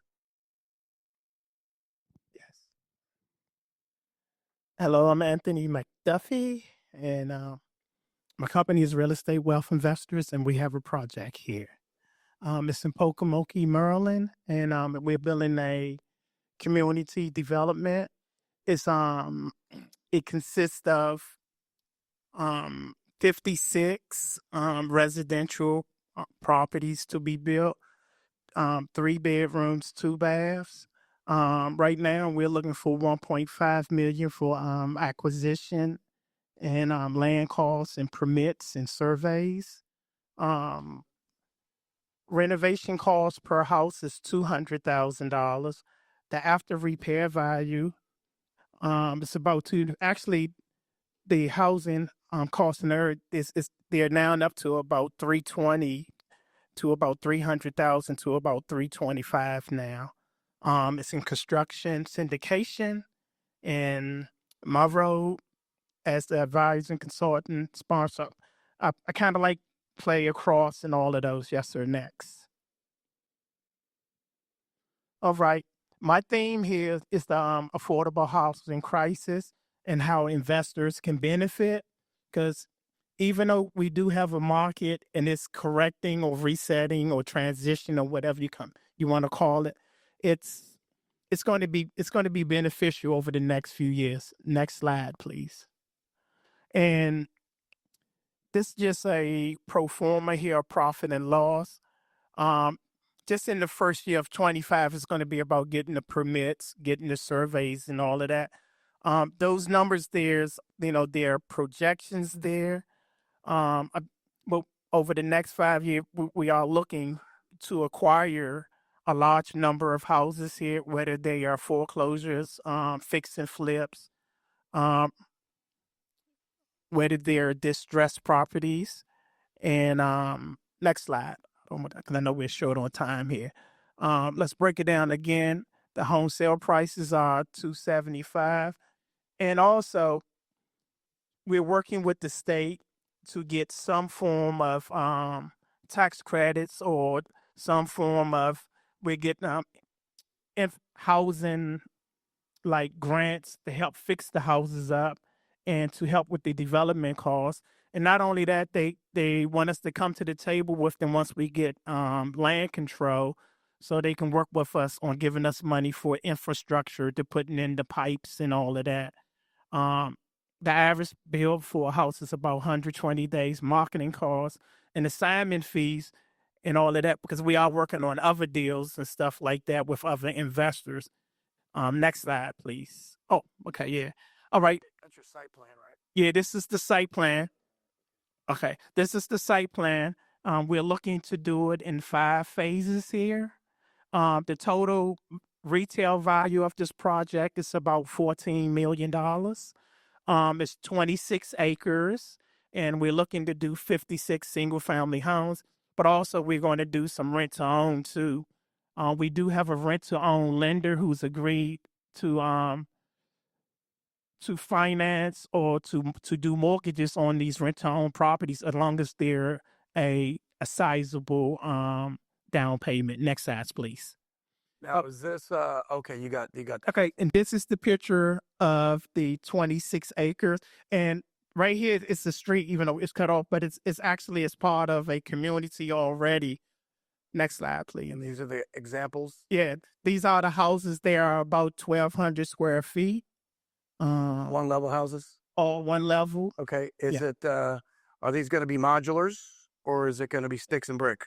Sticks and bricks straight out of the ground. Okay. This is the second model we plan on doing right here. All right. So this one is what, 3 bedrooms or 2? How many bedrooms? This one is 2 bedrooms. 2 bedrooms? Yeah. How about this? And this one is 3 bedrooms, 2 baths. Okay. Yeah, All one with level? garage. Yeah. All one levels. Yeah, all of them one levels. And this one right here is 3 bedrooms, 2 baths. And it's not going to be modular. No. Okay. Okay. Thank you. Any questions? How are you going to find workers to build housing that kind of rural area? Well, actually, it's not so much in a rural community. It's Salisbury. You have colleges down there. It's a vacation spot, and there's a lot of development that's going on down there. So it's not sitting in a rural community. It's like in between, like vacation, Ocean City. There is a lot of travel there. There's business there, Purdue there, and quite a few colleges there. All right. So you're going to stay around afterwards? Yes, I am. Okay. So if you guys have questions and you want to talk to Anthony, his name, number, email's there, and then he'll be around afterwards. Okay. Thank you, sir. Quick, what's your out price? What are you hoping to sell them at? Sorry if I missed it. The housing prices. This one right here. We're looking this. Yeah, we're looking to sell them at $275,000. We're going to bring them in at $200,000. That's about $160, maybe $165 per square foot of stick price building cost, and it's an after cost or retail price of maybe about $250 per square foot of market price. Yeah. Thank you. Right. That exists, guys.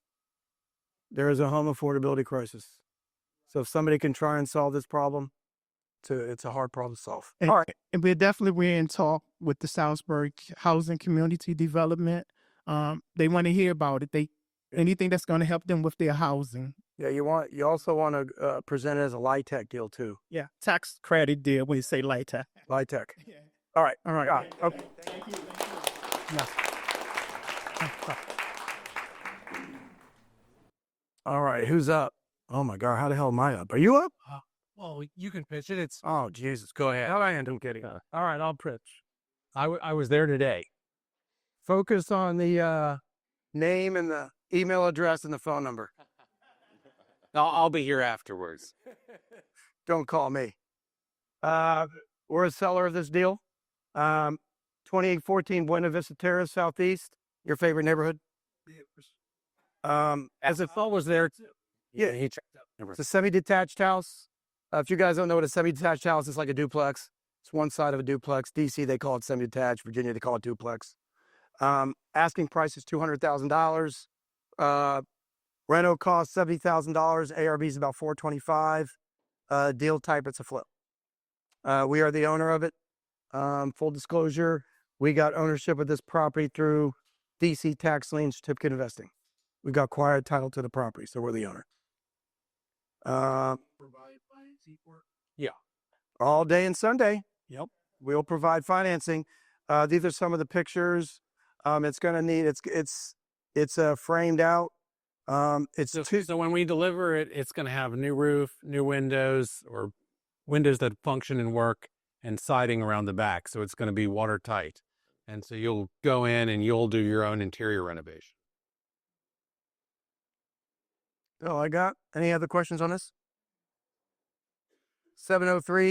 703-587-2475. Call Sam. Okay. You guys understand what this deal is? You guys understand it? All right. We're not going to be offended. Go ahead and vote. Wait, can I vote? Yeah, you can vote. I can't vote.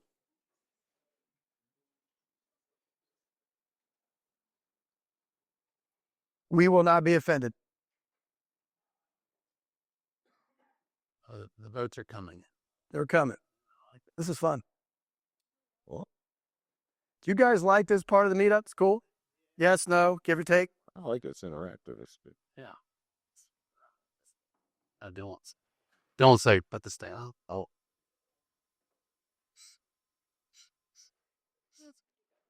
All right, now here's the here's what I didn't say I was going to do. Whoever voted 1 or 2, tell us why. I'm curious. Dylan, you voted 1 or 2. Okay. That's funny. Yeah, I figured I'd ask. I'm just curious. You're not going to, trust me, you're not going to offend me. All right. Thank you. You guys like this, right? All right. You said, I'm sorry. I interrupted you. Go ahead. You said the foundation cost was 70 grand? Sam. We're doing the exterior. The interior is Yeah, we're going to, Like a 70 grand. on the interior, it's 2 levels. if you're doing it and you're the contractor, it'll be 70. If you're hiring a contractor, it's going to be somewhat more. You go look at it. Yeah, you're welcome to look. Yeah. So I saw the renovation cost at $70K. And I just went back to what sorry. Get your name. Oh, Ed. They said a lot about the unknown because it's semi-attacked. Yes, and there's a possible issue of things that might be associated other side. Yes. And maybe a foundation. Correct. Yes.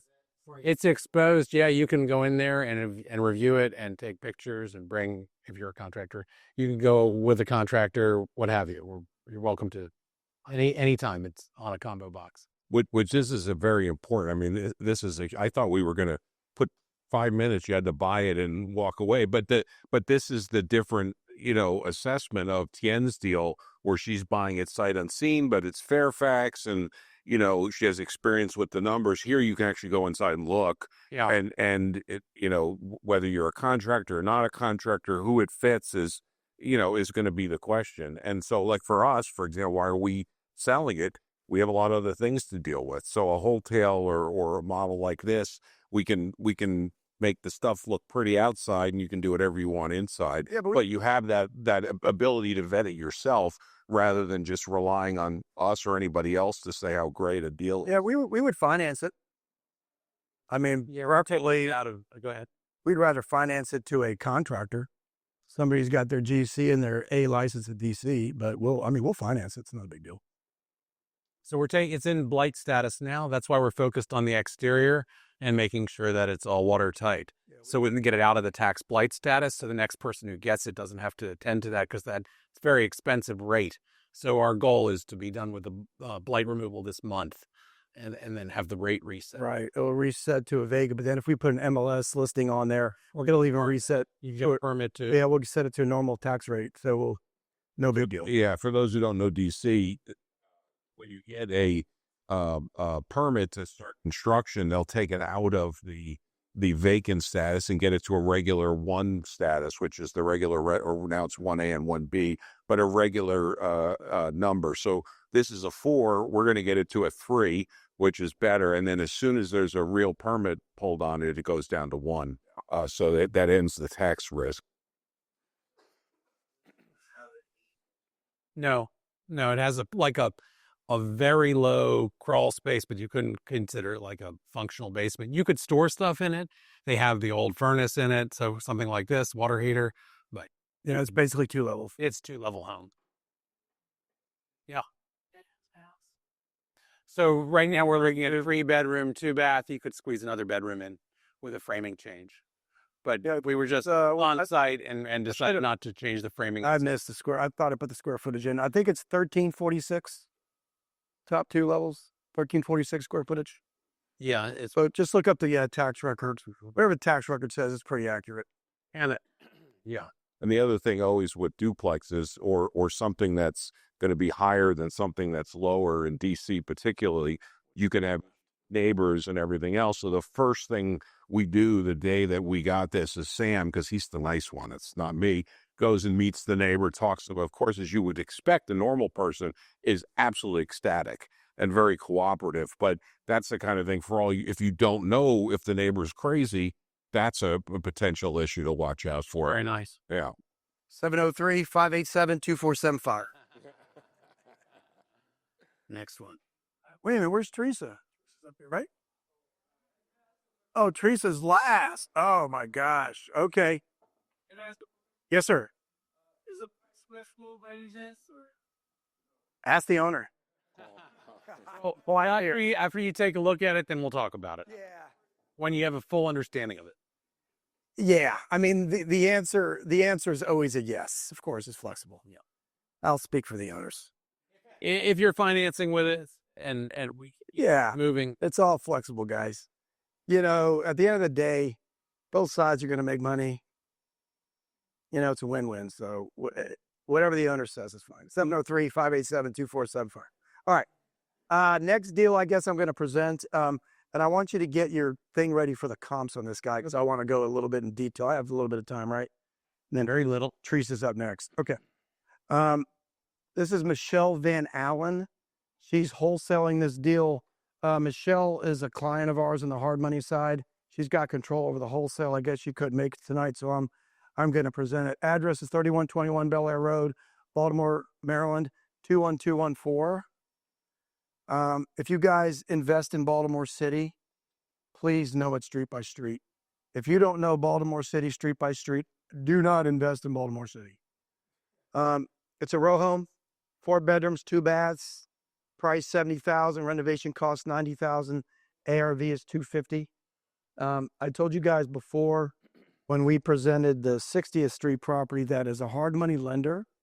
We do not like lending on deals where the renovation is more than the purchase.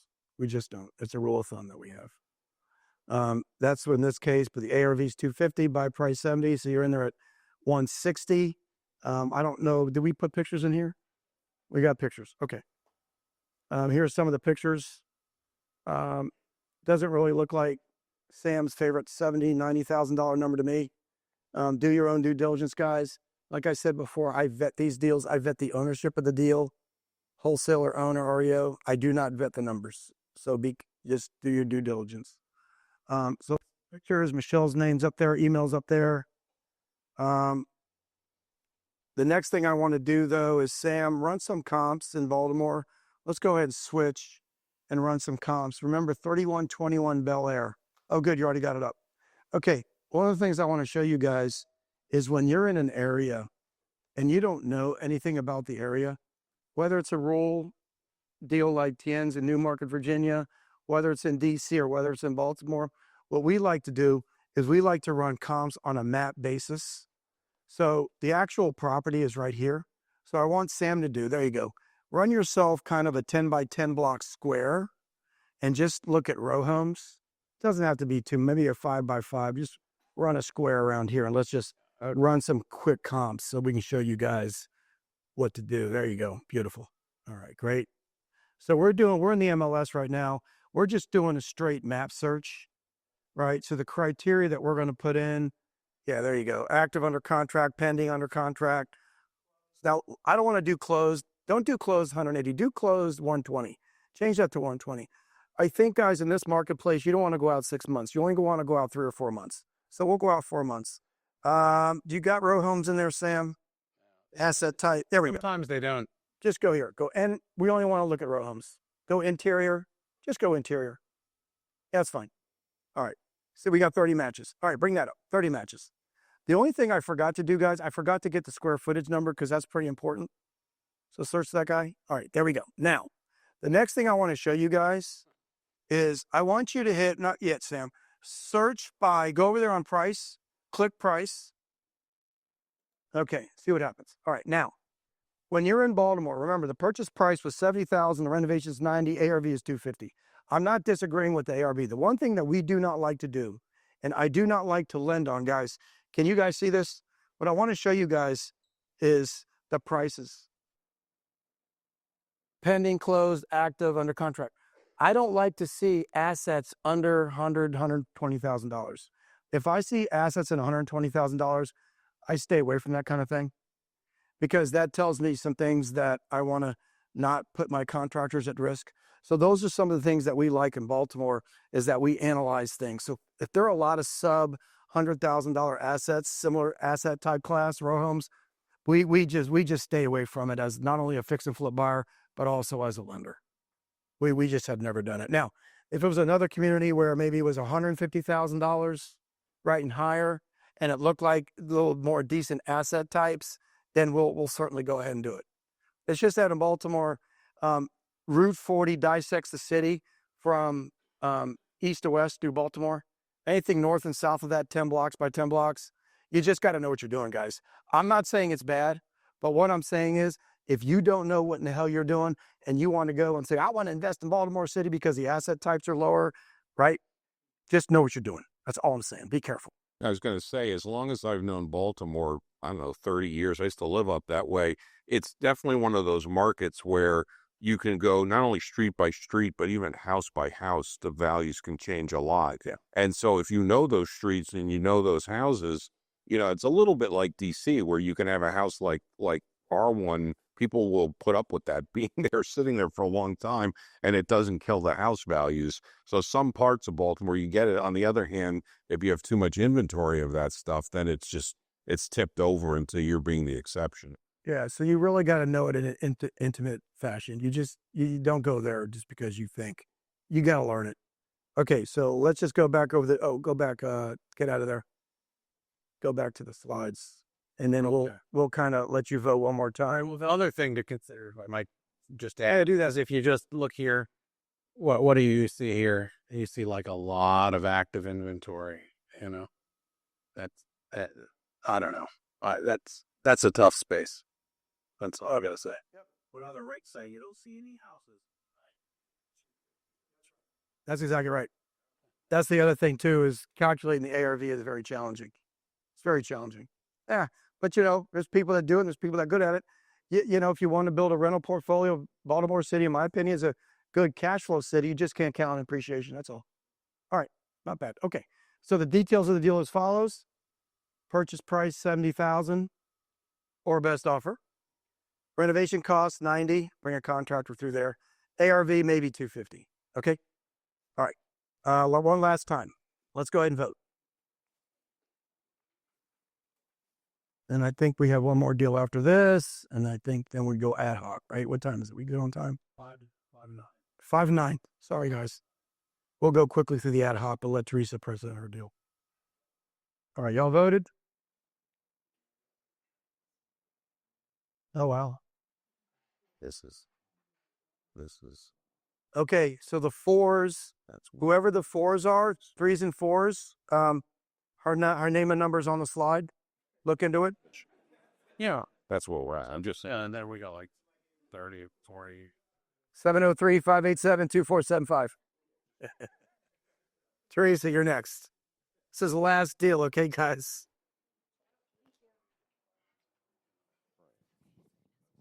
Hey guys, this is my deal. It's one of my houses and one in my portfolio. And I just want to sell it because I want to do a 1031 exchange. It's a 4-3 townhome off a 17 in Stafford. It's had a new roof, newer HVAC. Roof was last year. HVAC, I think, was 2 years before.